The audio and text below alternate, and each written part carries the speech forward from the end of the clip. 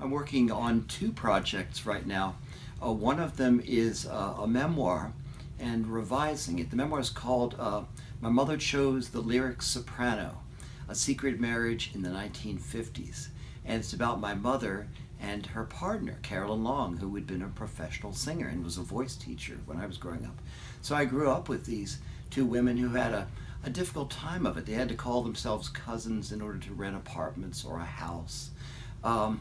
And it's a memoir partly about me, but at some point I move away. So I'm spending the second half of the book in detective work, finding out what was going on with them, their lives, their present day difficulties and accomplishments.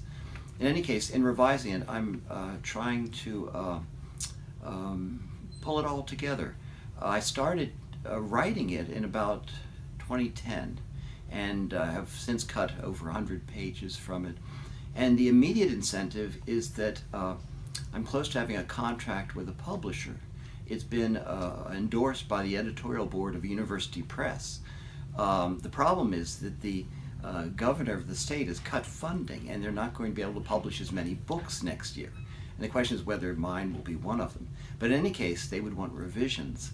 And I'm going to devote the month of May 2017 to going through the whole book, revising, changing things. And one thing I've found useful recently is doing a kind of storyboarding, not with drawings, but with notes, and thinking cinematically of how things will work, with the idea of not only revising sentences and paragraphs, but cutting, moving things around, doing the sort of film editing work that I think the book needs.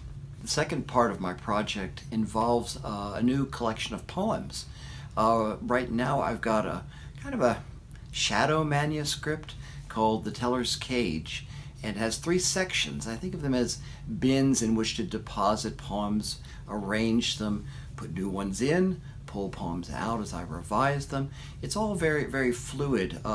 It's the three sections. One's called Andante, with an epigraph from A.R. Ammons, in which he says a poem is a walk, and I'm playing on the idea of andante as a walking pace.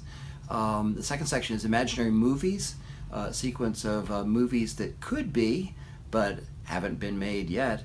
For instance, one is called The Civil War Goes On, and it's my imagining of the reenactment of the Battle of Gettysburg if Robert Altman had filmed it. Let's see, there's an epigraph from Alfred Hitchcock for the imaginary movies. And the last section right now is called Lovely Things Which Pass, which is a phrase from Charlotte Mew, and I have an epigraph from her.